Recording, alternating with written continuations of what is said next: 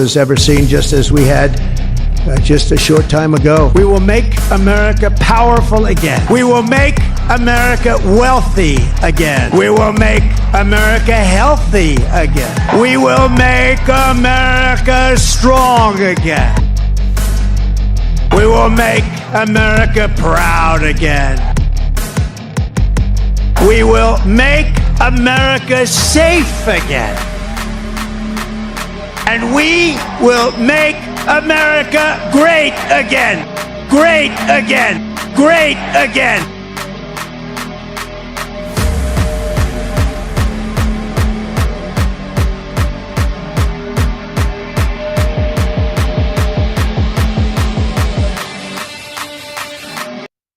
Hey guys, good morning and welcome to the American Tribune Live. I have great news to begin with. We have come up with a new intro song. I'm still working on the intro video here, but my goodness, I slapped that together. I can barely speak on camera, let alone put things together that are technologically advanced, so I apologize always for the first minute intro here. It gets me going a little bit, but someone better created a new song, so I'm excited to unveil that next Tuesday here. It's a little sneak peek. Make sure you come back next Tuesday, 9:30 a.m. Central, at Rumble here at the American Tribune Live with Todd Peterson. But I do appreciate you joining me this morning here. And a special shout out to my locals crew. I have still got to develop my locals community. I think I hit create and I haven't done much with it, but I've got 3 locals followers over there. So I just want to say thank you for that. Thanks for joining us over on locals. Thanks for supporting us.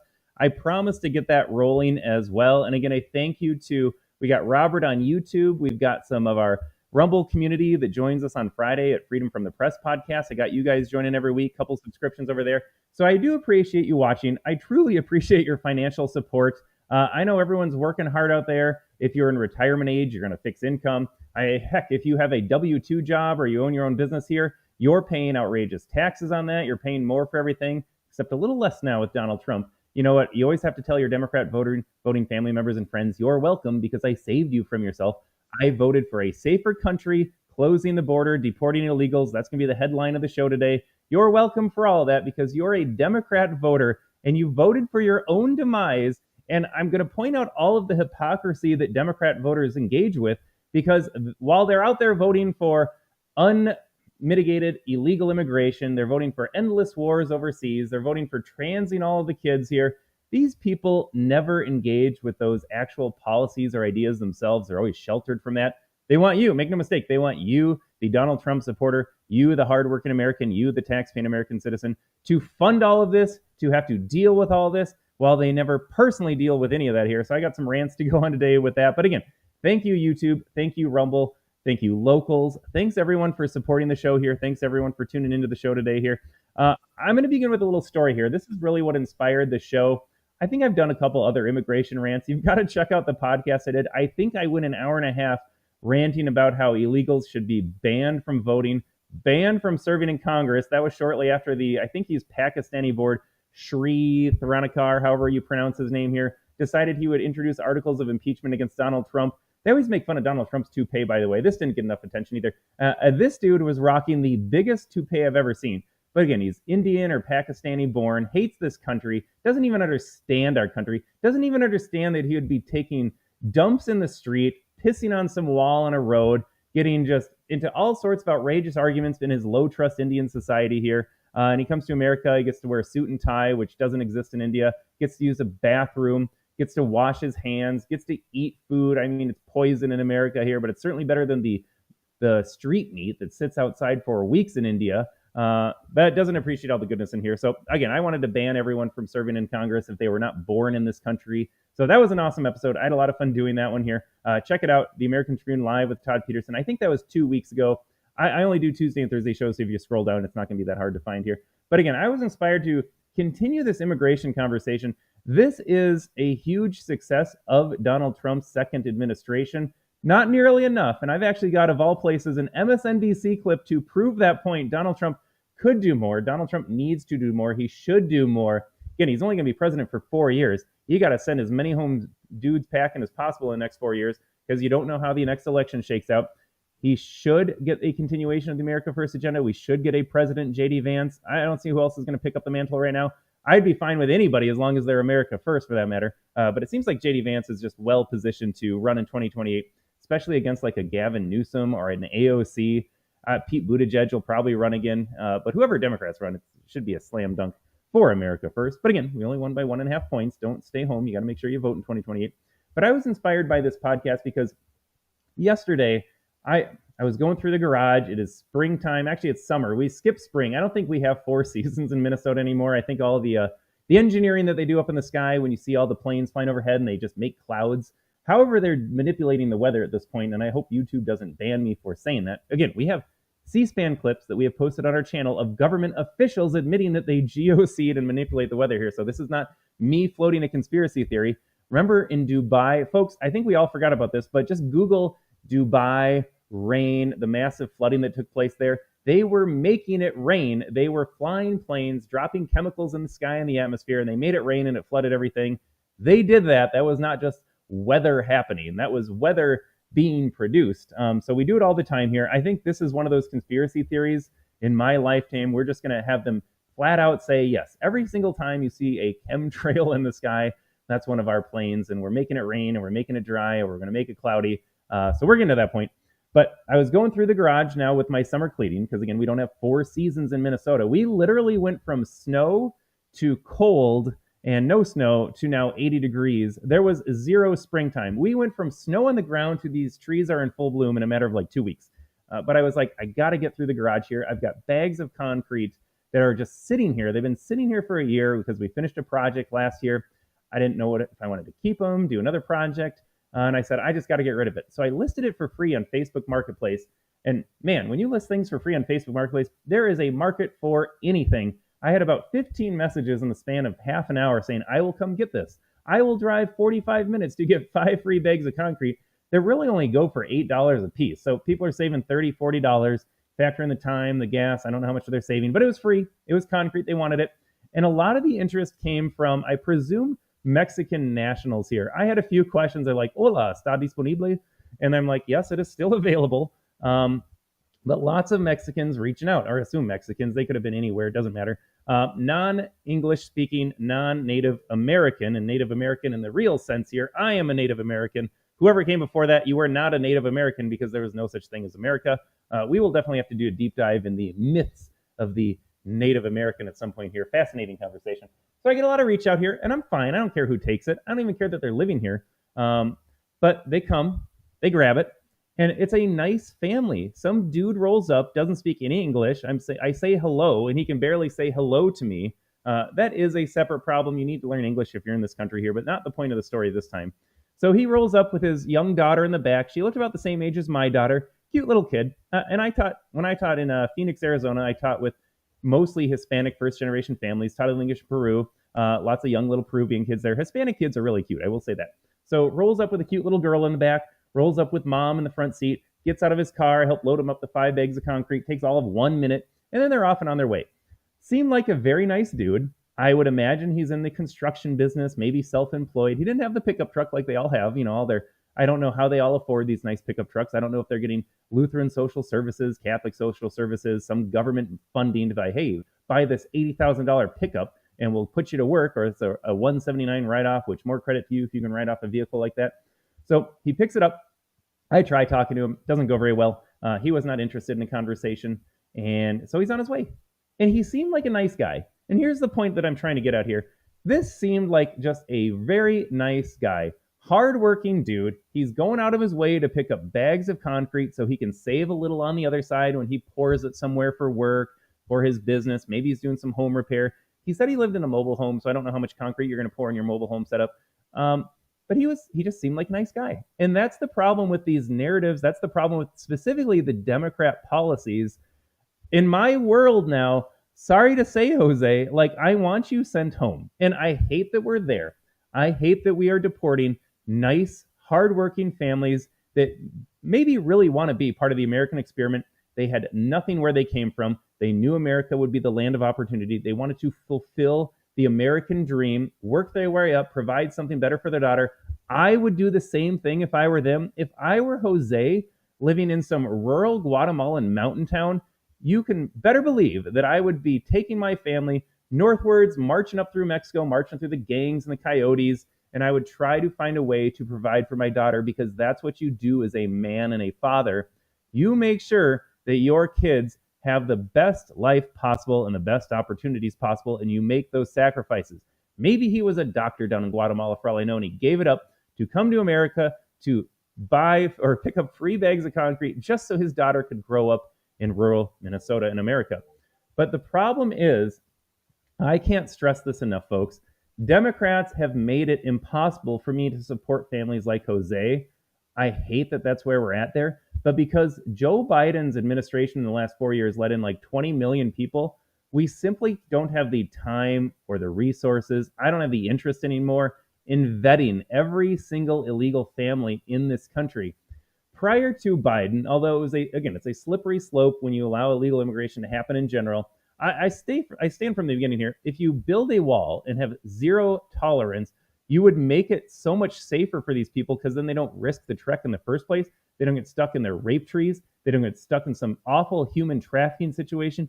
If you just say you're not coming here, there's a 30-foot wall with barbed wire and armed guards, and there are airplanes sitting on the other side ready to fly you 1,000 miles from here if you do make it across. That would make it safer. Deterrence would be a huge safety measure. You're not walking across the desert wondering where your next drink of water is coming from. How many stories of those do we have of migrants just burning up to death in either a truck or in the desert somewhere? They didn't make it. They got to be left behind. So that would make it so much safer for everybody. That would be more humane, saying 0 people are entering this country illegally. But of course, try telling a Democrat that the most humane immigration policy is 0 tolerance. They don't even know what they would do with that information.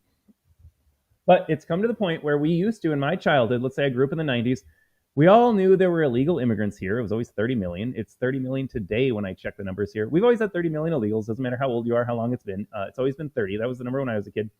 And you just understood, like, yes, these people are your migrant laborers. They're picking the crops. They are traveling north to south, depending on the season.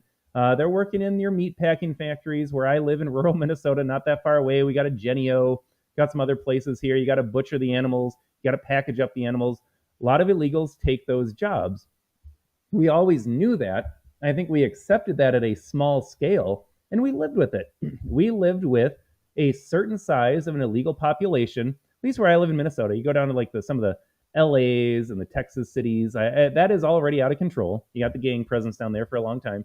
But where I live, we tolerated it because we accepted the trade-off. We said, we're going to take a little demographic, cultural change. They're kind of doing their own thing, providing a service for us in some extent. They're cleaning our hotel rooms, picking our lettuce. Now, I would gladly give up blueberries at this point. I'll get to that later on here. I would gladly give up lettuce and blueberries for no illegals. But prior to Biden taking office, we just accepted that trade-off.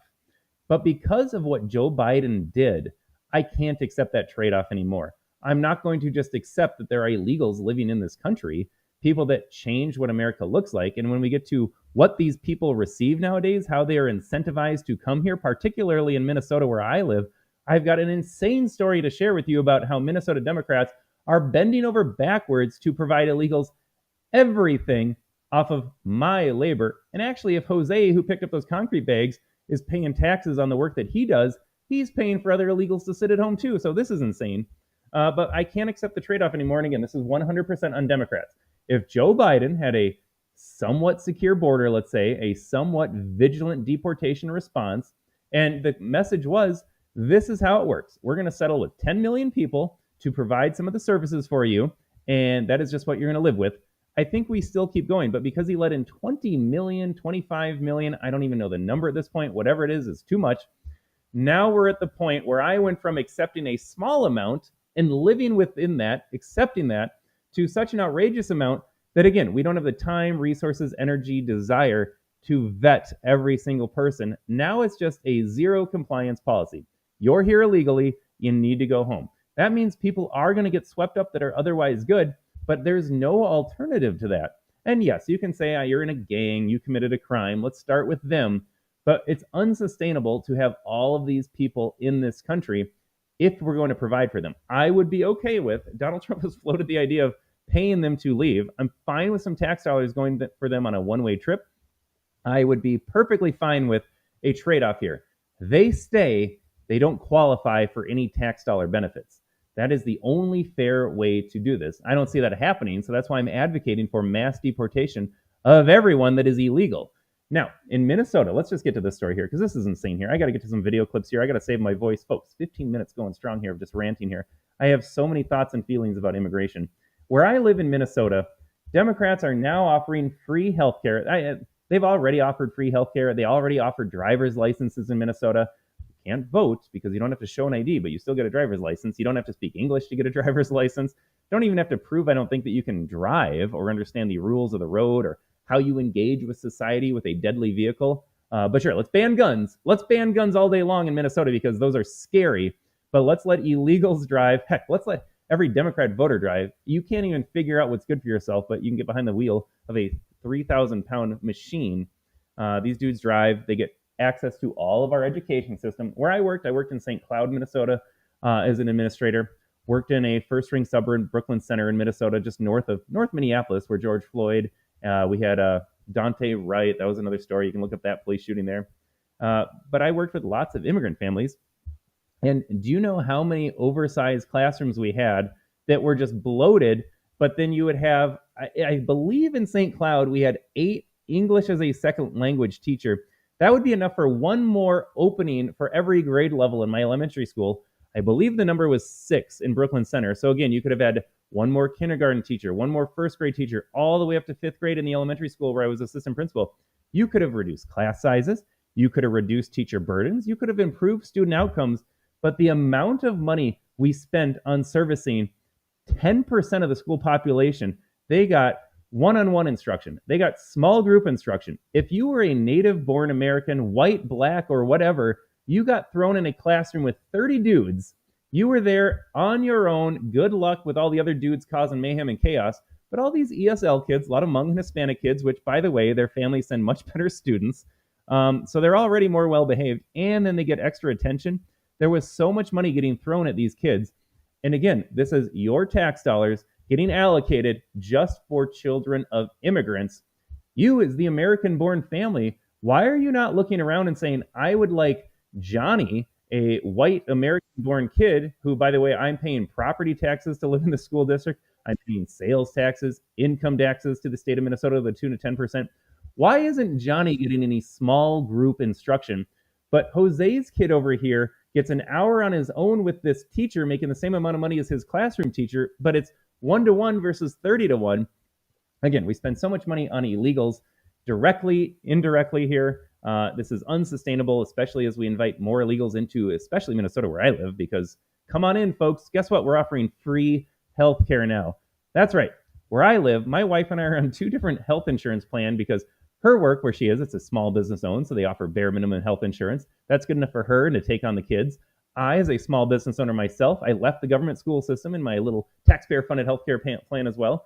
I'm paying hundreds of dollars every month for nothing. I think I have a $10,000 deductible or something outrageous like that. I'll never hit it. I'll always be out of pocket. But if you're an illegal immigrant, you came here yesterday, 20 years ago, the state of Minnesota is covering all of that for free. No copay, no deductible, no anything. You're an illegal immigrant, you get it all for free. And again, I'll play the video clip here of some, of course it's a just middle-aged, frumpy, stupid haircut white woman here. That's all this is. This is the energy. Every immigrant policy directed by Democrats is the energy of some lonely, miserable, cat-owning, middle-aged woman with a bad haircut. And they personally never do anything. I'll talk about the personal hypocrisy on the other side. But listen to her defend the idea that illegals, not you, not the tax-paying American, not you, the lifelong Minnesota resident that works hard every day, pays a mortgage, coaches kids t-ball, sends your kids to school, does the right thing, takes care of your yard, just a good, upstanding citizen. You never stolen anything in your life, never committed a crime. You're just here making Minnesota better. But you, as an illegal immigrant, you don't have to pay for any of this, but everyone else does. Let's take a listen. And so this idea that when we're covering people that we're wasting money, no. Covering people is providing or giving health care to people in Minnesota is a benefit to all of us, even if it's not our very own health care.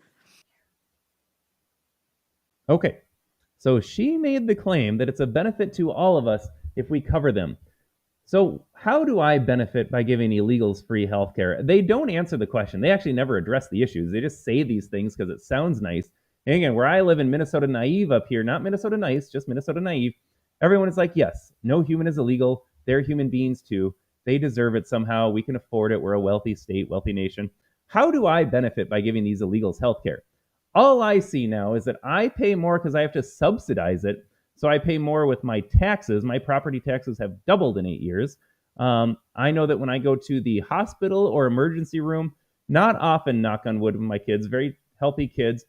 We've had some situations, though. You go to the ER. I know that waiting times are longer. And folks, if this doesn't just piss you off when you're in the doctor's office or the hospital or the emergency room or some clinic and you're sitting down and you see lots of brown faces, and again, it's not because they're brown, but it's because of their circumstances, you know that they're there for free. Not only are you waiting longer to get someone to see you, you know that you're paying for all of them. I am not their dad. I am not their family. I am not responsible whatsoever for them, but somehow I am paying for everybody in that room. My taxes, my increased premiums, that again, the health insurance companies are going to get theirs from somewhere. If it's direct government money or it's charging me, Todd Peterson, higher premiums to offset the cost of offering illegals free healthcare, I don't want to pay for everybody in the room, but that's essentially what is happening. How does that not piss everybody off? I will gladly pay for my kid. But why am I paying $1,000 for treatment for nurse's elbow? Didn't even break an arm, but my 2-year-old climbs into everything, strained her arm. All you have to do is pop it back in the ligament. We saw the doctor for a total of 5 minutes and got a bill for $1,000. And again, I signed up for this. I am not even complaining that I have to pay for her. I mean, goodness knows what my parents paid for my healthcare needs as a child here with all the trouble I got into. But why am I paying $1,000 for 5 minutes of access to a doctor? And these dudes are all here for free with certainly much more expensive needs. Broken arms, broken legs. You're getting your COVID test every week because you still do that in Minnesota. I still have family members that are vaccinating their babies for COVID. And when they get sick, they still test for COVID. So that's Minnesota up here. But why is that all covered when I'm paying for that? Does that make any sense to you? Why is this woman saying that it makes everyone's life better knowing that illegals get free healthcare? Why can't it be, for example, I'm not even advocating for socialized healthcare at all. That is the last thing I'm saying. But wouldn't step one be we're going to provide healthcare for Minnesotans? Wouldn't that be a logical first step? But they go right over that. And by the way, I think Tim Walz said that 40% of kids in Minnesota are on MA. They have basically socialized healthcare up here. My wife, when COVID was shut down, she actually qualified for medical assistance because she wasn't going to work for 1 week, and she had to fight to get off of it. They truly do just want to socialize it. We're halfway there. We got a foot in the door. So easy to get on. Again, almost half the kids in Minnesota are on medical assistance already, which means they go to my wife's clinic, $3 copay. They go to the emergency room, $3 copay. Me, if I want to take my kid for a strep test, I'm paying $250 right up front. This is not sustainable. I don't know why more Minnesotans aren't upset at this. And I don't care that I can afford it. I care that it's the policy. It's the entire principle of the matter here. But sure, you got the spiritual Democrat here. Again, bad haircut, frumpy white middle-aged woman here. This is the embodiment of the Democrat Party. This is the energy of all Democrat voters telling me that it's going to make everyone's life better that I just offer free healthcare to illegals. And do you know what happens when you offer free healthcare to illegals? And again, I already I introduced what we do in schools now. If you live in any community with any English as a second language community, you are paying for higher classroom sizes for your kid and specialized service for their kids. And you would ask the question, I would hope, well, why doesn't my kid get special attention? I pay taxes everywhere in Minnesota. Why doesn't my kid get even 10 minutes one-on-one with another teacher? But no, Jose's kids get an hour with them, and you get a large classroom size. But how is my life better again? I just want a Democrat to answer the question. How is my life better paying for illegals' healthcare? You're incentivizing more to come. So we're already paying in Minnesota hundreds of millions of dollars to give all of these dudes. I think they said, I played this clip in the podcast where I said, I don't want any more immigrants in Congress or voting here. Because if you're an immigrant and you can vote for free healthcare for your family and extended family and your friends and your neighbors, wouldn't you do that? You're going to say, thank you, Democrat Party, for giving me so much for nothing. Here, I'm going to keep voting for this. Of course, they're going to do that. And then if you're an immigrant in a red state and they're cutting you off, or I hope they cut you off, why wouldn't you come to Minnesota? Hey, friends, come to Minnesota, get free healthcare, free education, free everything. Get your welfare, get your SNAP, get your WIC, get your EBT. Go buy pop at the grocery store with your EBT. Go get fast food with your EBT because they all accept that too. Folks, if any illegals are going to live in this country, they need to be cut off entirely. Find your own way. If we're a nation of immigrants and we want to recite that pablum, well, let's go back 100 years when there were a lot of immigrants coming here. There were no safety nets. These people crammed themselves into tenement buildings that were disgusting and crowded, and they were on their own and they made their way. So if you want to do the nation of immigrants, then let's do the nation of immigrants. Every illegal in this country is cut off tomorrow. No more tax dollars. Now, what they could do, let's get to the hypocrisy point here. What illegals could do is then knock on the door of all the Democrat voters here. I would gladly put a D on their door and it would say, all are welcome here. And Jose and his family, again, nice family. I'm just going to use Jose, not even the Jose that picked up my concrete yesterday. Jose could say, hey, you're a Democrat. You believe in taking care of us. Can you please drive me to the doctor and pay my copay and pay my medical bills? Can you please tutor my child how to speak English here because you voted for this? But you know what the Democrat voter would say? They would say, I'm sorry, I'm too busy. I have my own kids. Hey, I didn't think you could get into this gated community. I thought I bought a nice, expensive home because I'm a limousine liberal, and I thought I was only living by white people. They would turn you away every single time. I have no doubt about that. Every Democrat voter that I know in Minnesota, I'm going to use my own family members and friends as an anecdote here, but this applies however you want to scale it here. You go talk to any Democrats that you know, and I'll say white Democrats specifically here because they're the worst. They are the worst with their self-loathing and their self-hatred and this just nonsense of we're an immigrant nation. Yeah, we were, and they were on their own when they came here, so fine. But no, also they were settlers when this nation was first started. We were not immigrants in the 1600s and 1700s. We were settlers, and we made something from nothing, so not the same. These people just show up nowadays with welfare programs, not the same at all. But go ask these people, hey, why did you move to this rich white suburb? I thought you liked the idea of diversity. I thought you liked the idea of illegal immigrants. I thought you liked all of the stuff you voted for, but then you turn around and as soon as you can afford it, you run away from all of the failures of the policies you vote for.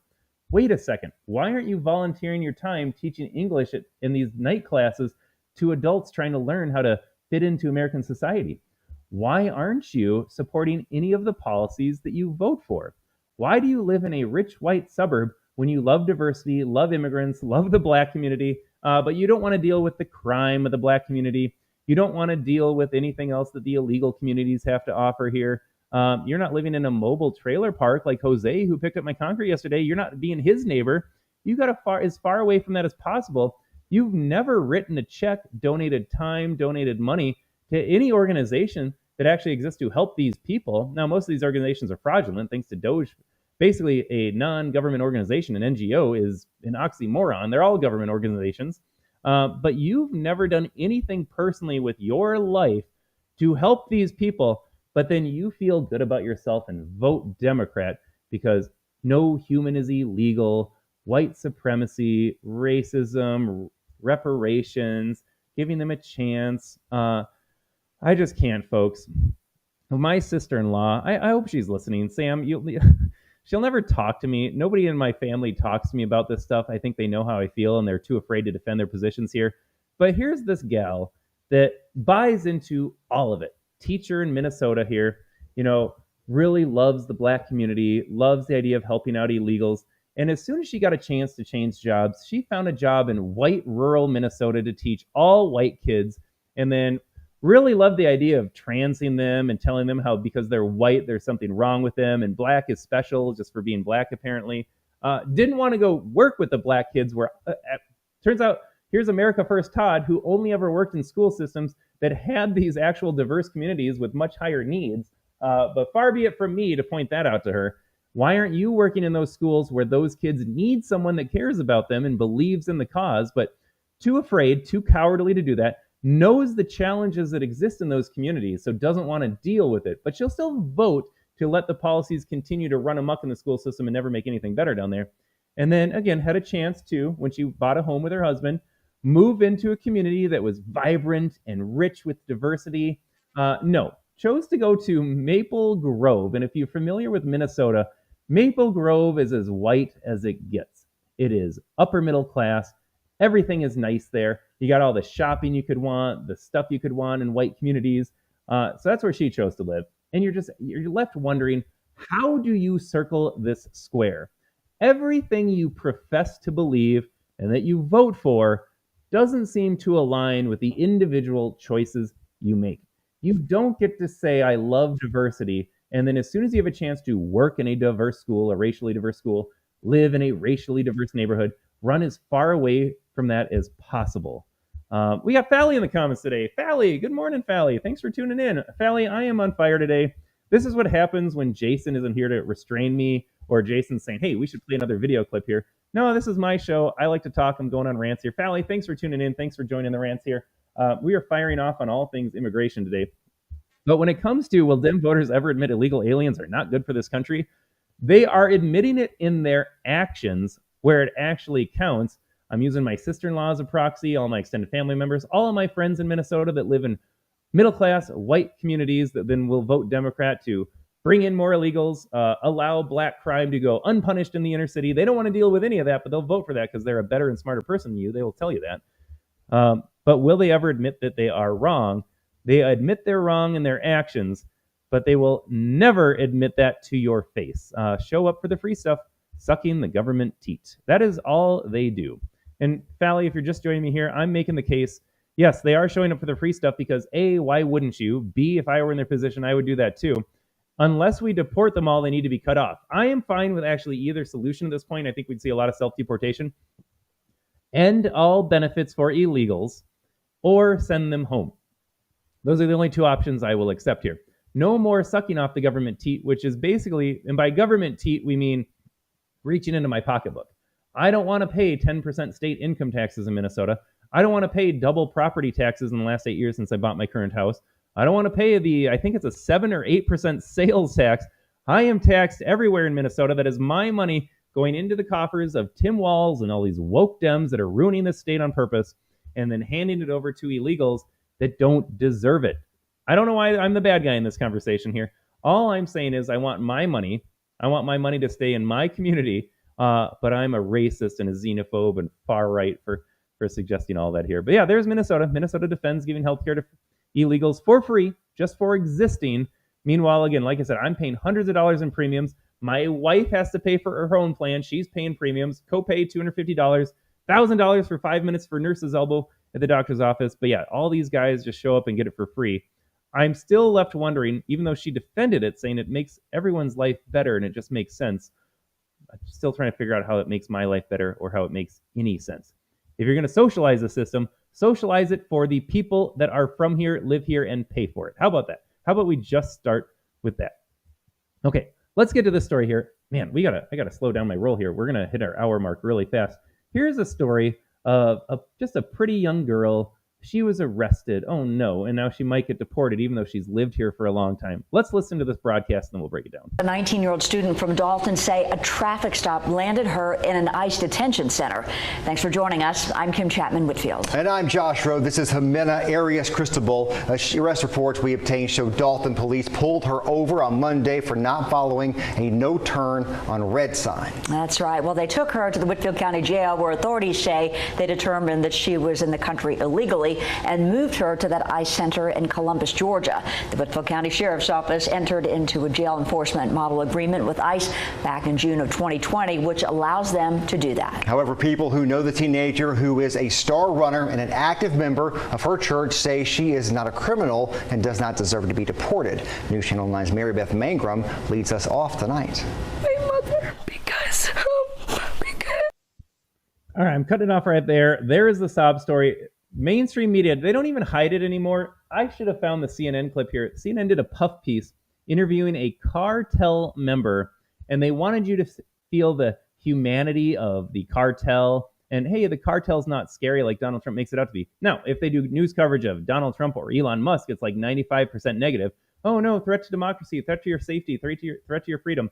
But then they can put a cartel member on and say, this guy is not so bad. Absolutely insane. So yeah, the rest of this news broadcast is just crying and tears because again, they're going to pull on the heartstrings of these deluded, ignorant NPC Dem voters out there. And this is the point I was making earlier. Does this woman top my list of who needs to leave the country? It sounds like she goes to school, participates in track, in church, pretty young girl here. I don't care. Honestly, if she had been here 10 years ago and she ran a red light, I make those illegal right turns because I'm not sitting in traffic. I don't even blame her for doing this. I have streets where I live in my community, and they have these big arrows that say, don't turn right on red. And I'm looking around the road, and I'm like, there are no other cars for the next mile in any direction. I'm turning red right. I'm turning right here. Screw this red light. Screw this sign. I'm using common sense to say that it is safe to turn. So I'm fine with that one right here. But here's the deal. Democrats violated our agreement. When we had X number of illegals in the country, and we accepted that they were here, they were in the fields, the service sector, they were doing the meatpacking plants, we accepted that there were illegals in this country. That was just part of the game here. Did they pay taxes? I have no idea. Did they keep the cost of things down? So when I went to the store or needed something, maybe fine. But we accepted that. We accepted the agreement. Small number of illegals doing certain things in the community, putting up then with a smaller number of ones that were running drugs or committing crimes. But it was like, there is a trade-off, and I think Americans accepted the trade-off. There's no such thing as a perfect solution, as Thomas Sowell would say. There are only trade-offs. So we made that trade-off. We said, small number of illegals performing certain duties in society, and it keeps us humming here. Joe Biden and every Democrat voter, every ignorant, clueless, clownish, buffoon Democrat voter out there violated that agreement when they let in up to 20 million illegals in this country. We blew out of proportion the agreement we had all come to. Republicans wanted labor, Democrats wanted voters. It was small enough that it wouldn't affect anything. But then Joe Biden said, I'm going to have a wide open border. I'm going to let kids get trafficked relentlessly. I'm going to let drugs pour into the country here. I'm going to bring in hardened criminals, and I'm just going to flood the country with otherwise maybe good people anyways. But now we're at the point where, again, we don't have the time, resources, energy. I don't have the desire to vet every single person. And no, you don't get to say she's not a criminal. Yeah, she's a criminal because she's illegal. That is a crime. You being in this country illegally is a crime.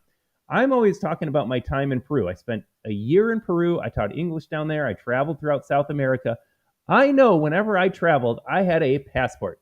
Peru said you only get to be in this country as a tourist. And so then we would cross the border to Bolivia, get a new tourist visa for 90 days, go back and work. I worked illegally in Peru, by the way, folks. Peru's government, when they found out about schools like mine teaching English, they would hire us expats. We had a lot of Brits. We had a lot of Americans down there. We were working illegally. We worked under the table. We got paid cash every month. There were lots of schools like that in South America. And when the authorities from the government discovered those schools, they shut them down. They didn't want us working illegally down there. And it's because you can't function as a society like that. So why do we put it up with here? Oh, you're working? Oh, they're working so hard. Guess what? You're here illegally. Peru enforced their immigration laws. I saw friends get sent home. I saw friends have their passports taken from them by local authorities. They're allowed to control their borders, their immigration. Somehow when we do it in America, though, it's bad. It's so evil. It's so heinous. Look at this cute little girl here, goes to church, runs track. It's like, they do this. They selectively do their Rosa Parks. There were other black women in the 50s that would sit on buses and refuse to move, but they would either be hideous to look at, they didn't fit the right narrative here. Rosa Parks' husband owned a car. She didn't even need to ride the bus. But they picked Rosa Parks because she was a pretty young mom. I'll say pretty relatively here. Not my cup of tea, but maybe pretty to others. So they used Rosa Parks' story specifically, even though there were lots of other Rosa Parks out there. Same thing here. They're picking out the prettiest illegal they can find, cute little girl that checks the right boxes for participation in other outside extracurricular activities here. And then they got the tears from the family members that I cut off because I'm not going to subject you to that. All they're doing here is selectively finding, we said they would do this. We said that they would find stories that had tears and babies crying and young moms and sisters right here with pretty girls that are getting deported here. Don't fall for it. Of all the stories like her, and I loved how the news anchor just butchered her name completely. He doesn't care to say her name right. There are countless more of stories that are just like, you know what? They're not all pretty young girls. Most of these people don't need to be here. She doesn't need to be here. And again, it's not me violating that agreement. It's not me being mean. It's me saying she's an illegal. She committed a crime. I don't want illegals in this country anymore. And Joe Biden and every Democrat voter violated our agreement of existing with a small, acceptable number of illegal immigrants that, again, perform duties in society that we lived with that trade off here. When Joe Biden opened the border for 20 million or more or less, nobody even knows the number. That's a problem in and of itself. When Joe Biden and Democrats violated that pre-existing agreement, all rules were thrown out the window. I would have supported that before. I just said, whatever. I run those red lights too. I don't really care about that. She's an illegal, but maybe she's working towards something. But now that I've seen how many illegals are in this country, again, don't have the time to vet them, don't have the time to care. They all need to go home. And what's more, I am politically motivated by this because we have seen, for certain, that if all these illegals voted for Republican, Democrats would be the most ardent supporters of a border wall. But all these illegals, or enough of them, vote Democrat. Democrats know this, so now they're taking their side here. That's another reason to not want this, because only one side rules. Either America First rules, or these communist, Democrat, open border loving, illegal loving Democrats rule. And I don't want that. It's one or the other, folks. There's going to be no compromise. Democrats won't get in power and say, you're right, let's limit it to 10 million. I mean, they wanted to codify Joe Biden's open border plan. That's their idea of compromise. Let's get Senator James Lankford. I got a clip of him here trotting out this bipartisan border bill that simply codified what Joe Biden was doing to ruin this country. So that's not what I want. So you get Democrats in charge or you get me in charge. That's it. And I want to be in charge when it comes to enforcing these policies. So my new rule is you're all going to go home. Don't believe the tears. Don't fall for the tears. They need to go home because they're illegals. And again, I can't stress this enough. I have now been radicalized to want them all to go home because Joe Biden and Dems broke our promise. They violated the agreement here. Now they all need to go home. I got to hop into the comments here with Fally again. Fally says, I'm with you, brother. Fally saying, good. They knew what they were doing. They absolutely knew what they were doing here. No other country would let you in and just give you all their resources to live off them. Yes, and I know that from experience. I was in Peru for a year, and they didn't have anything for me. There was no welfare in Peru. I went to Spain. When I was in Spain, Spain has socialized healthcare. When you think of socialized healthcare, Spain has it. When I went to the doctor's office one day, they made me show a passport. Even though I was in southern Spain, you could see black Africans getting off the boats where I lived. They would walk up to a hospital and get free treatment. They saw me looking white, not Spanish white, but white. They said, where's your passport? And here's the bill. I think it was 800 euros. And I remember asking them, isn't healthcare free in Spain? And they said it's free, but not for Americans. So let that sink in. Again, everybody hates you so much. They hate you so much. I was in a socialized healthcare country. I was watching these black African migrants walk into these hospitals, watching Spaniards walk into hospitals. But because I had an American passport, the fact that I even asked for my passport, what the hell? I don't know why I gave it to them, but they actually were going to turn me away if I didn't give them my passport, even though I could have been like, I don't have a passport. I just got off a boat. They wouldn't have bought that. So then I'm paying for my own healthcare in a socialized network. Like, that is the moral of the story. You will always pay if you are me. I got Helder chiming in. Thanks for watching on YouTube, Helder, by the way. We got to grow. We got like 1,800 followers over on YouTube. We're starting to post again, so that's good. Helder says, my dad wasn't illegal. Yeah, Helder also writes, Peru is a mess. Man, I got out just in time. Peru's government is just wild there. It's always been wild. They were run by terrorists in the 90s. Peru is a mess. I got to say, though, I loved the Peruvian people where I was in Cusco. Traveled around Cusco for a long time. Everyone was super friendly down there. They just don't have a lot, and their government sucks. Turns out every government is corrupt. Who knew? But Helder, yeah, thanks for commenting here, saying that your dad was illegal. That was back in the day. I don't know if your dad still is an illegal or has since passed away. That was a different time with immigration. That's when we had a different agreement. I mean, if you look at the Bracero program in the 1960s, we basically said we need illegals, we want illegals. That was a bipartisan agreement. So it stretches way back in time to accepting the fact that we need illegal immigrant labor specifically. So again, Bracero program, I think it was the 1960s. More power to them. And again, it's not to say that they're all bad people. Back in the day, when we had a limited number, most of them were hardworking. They were doing work most Americans wouldn't do. And I know people are like, oh, give Americans a chance, they'll do it. Absolutely not. Have you spoken to a Gen Z American?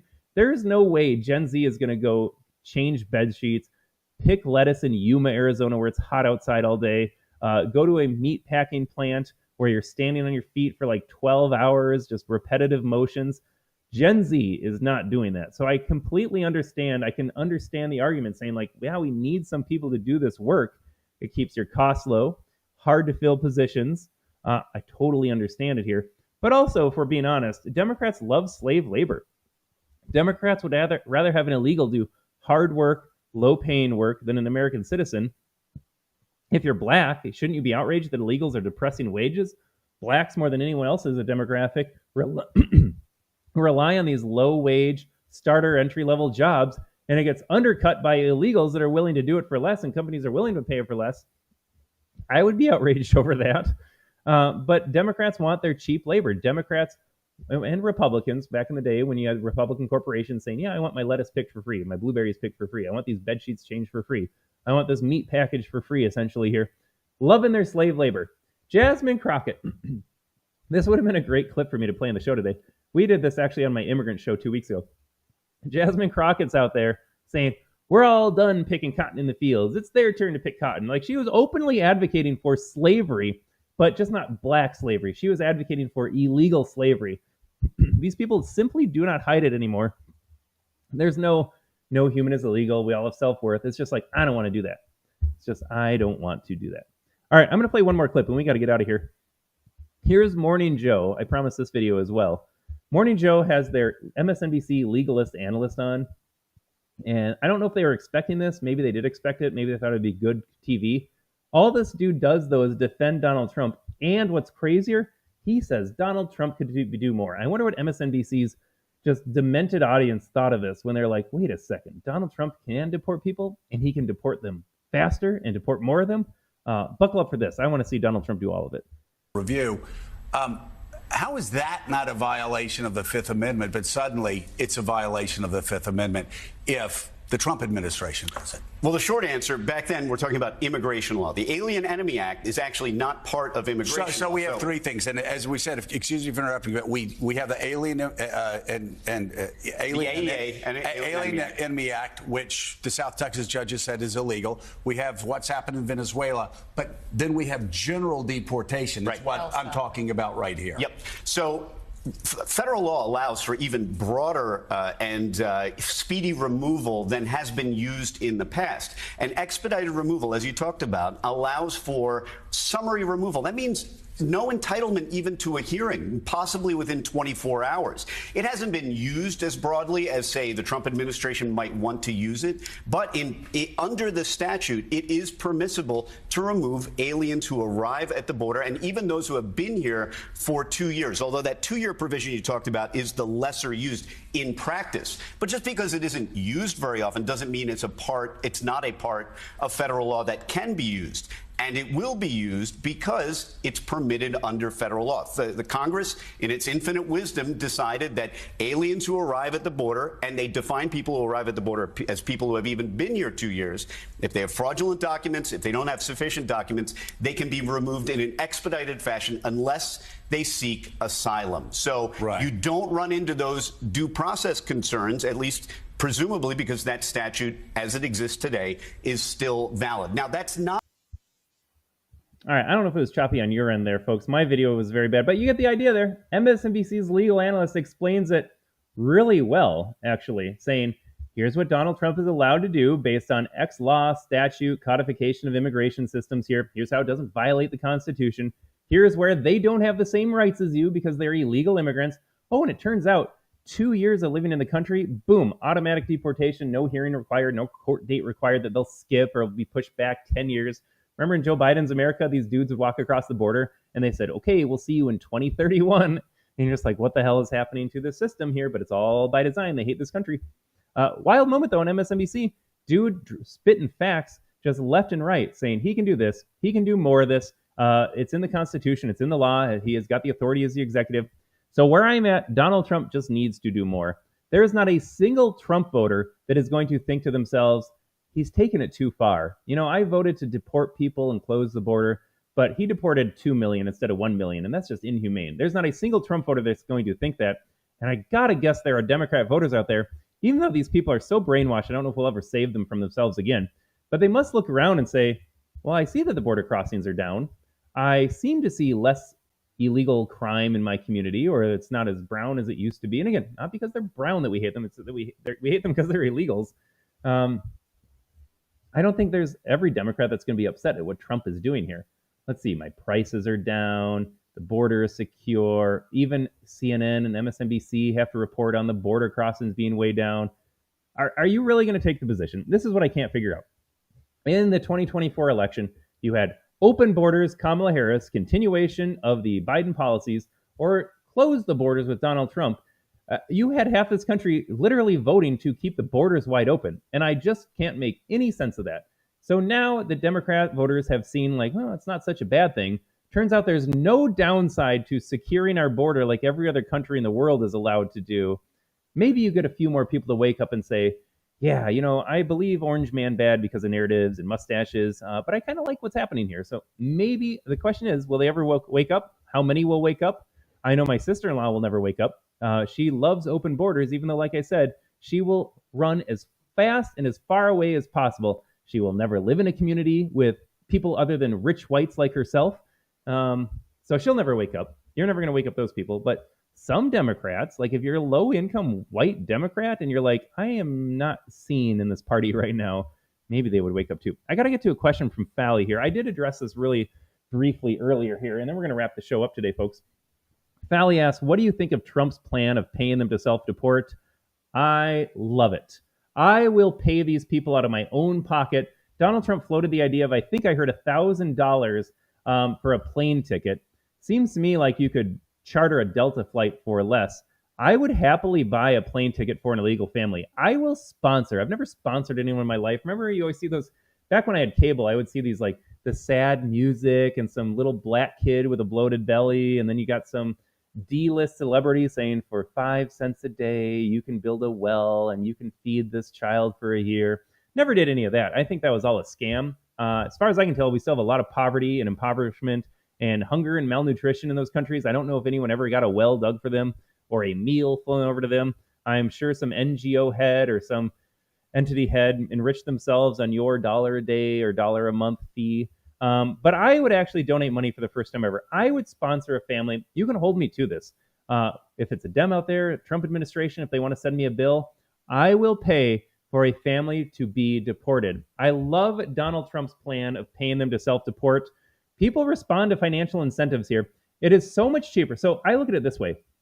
I've had family work in, well, I won't even use my family specifically here in this case, but you look at what company just did this? Or Donald Trump even did this for federal employees. When these large corporations offer a buyout plan, kind of a retirement package, it's a lot of money up front. And people balk at the number. They're like, you're going to pay me $50,000 to leave and never come back?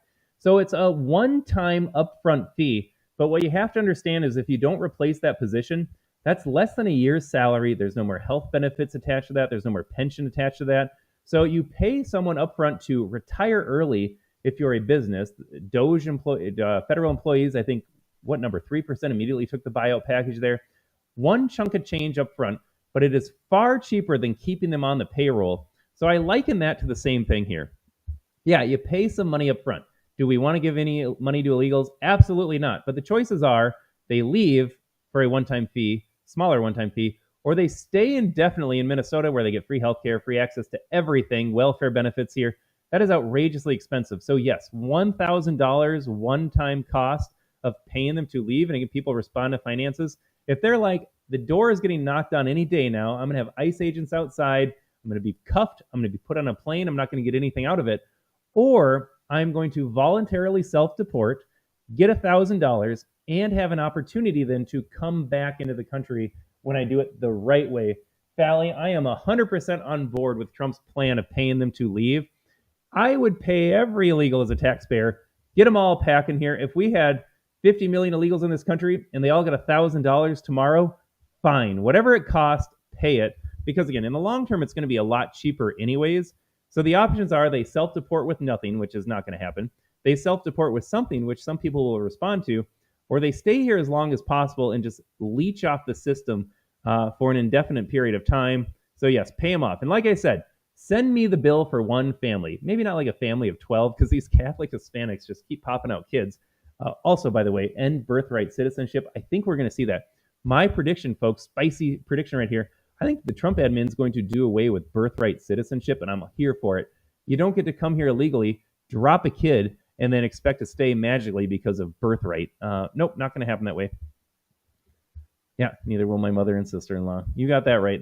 Some of these people will never wake up. They will never wake up. But Fally's on board. Fally, can I send you a bill too? Let's get 2 families. I'm going to maximize, though. I'm going to cap it. Family of 4. You get a mom and a dad and 2 kids. I do not want to pay for a family of 8. I'll let the taxpayer pay for that. I'll pay that in theory. But yeah, send me a bill, Trump administration. I will gladly pay airfare for a family of 4 to go to their nation of origin. That'd be an interesting poll for MAGA out there. I wonder how many MAGA supporters would pay that as well. I think a lot of us. I think a lot of us would pay airfare, one-way airfare, to send them home, never to be seen again. Interesting idea. Maybe I'll have to do that poll on X. But folks, we are running up on an hour here. Show goes fast. I had a lot of thoughts. We barely played any videos today. It was just me rambling for a long time. I just want to say thank you again. So we had Fally in the comments today. We had Helder over on YouTube. I always get excited when someone pops in on YouTube because the algorithm hates us. And then it reminds me, like, okay, they haven't nuked the video yet because we got spicy again today. But my locals, I got some viewers on locals right now, and I started the show. I'm going to end the show the same way. A big shout out to all of our financial supporters out there. Our locals community has a couple people chiming in now, subscribing, viewing the episode here. On Rumble, we've got a couple subscribers, and well, either on this channel or our main channel, the American Tribune, where we do our other podcast every Friday at 10 a.m. Central, 11 a.m. Eastern, Freedom from the Press. That's me and our business partner, Jason Robertson. This show created a separate channel on Rumble just to keep it clean. Wanted to give myself a little community just for this podcast here. But a special thanks to everybody that tunes in, takes time out of your day to watch the show. I love responding to comments. I love getting this off my chest. I would do this podcast if the camera didn't even work. I would just talk and pretend everything was working fine. But I have a lot of fun when you guys comment, chime in, share your thoughts, ask questions here like Fally did, wondering what I thought about Trump's plan of paying them off here. Engaging with the comment section is the most fun for me. So thanks, folks, for tuning in. Thanks for commenting. Again, thanks for your financial support, whether on Rumble, whether on locals. In the past, we've had some people do the super chats over on YouTube. I really appreciate all of that. Appreciate you tuning in, taking the time out of your day to see what I had to say about illegal immigration and Dem voters. And I didn't even get to everything that I wanted to. But again, I got to cut this off at an hour. The wife will wonder, where did you go? My business partners will be, there's so much other work you need to do for us right now. Oh, Todd's still streaming live over on Rumble Studio here. So we're going to end it here at the hour. But again, folks, thank you for tuning in. Appreciate you watching here. Love the community that we're building. I will be back next Tuesday, 9:30 a.m. Central at the American Tribune Live with Todd Peterson. Check it out. But other than that, hope you have a great day. Hope to see you tomorrow, too, on our Friday podcast. But we'll catch you then. Take care, everybody. Starting on day one, we'll implement a rapid series of bold reforms to restore our nation to full prosperity. We're going to go full prosperity and to build the greatest economy the world has ever seen, just as we had just a short time ago. We will make America powerful again. We will make America wealthy again. We will make America healthy again. We will make America strong again. We will make America proud again. We will make America safe again. And we will make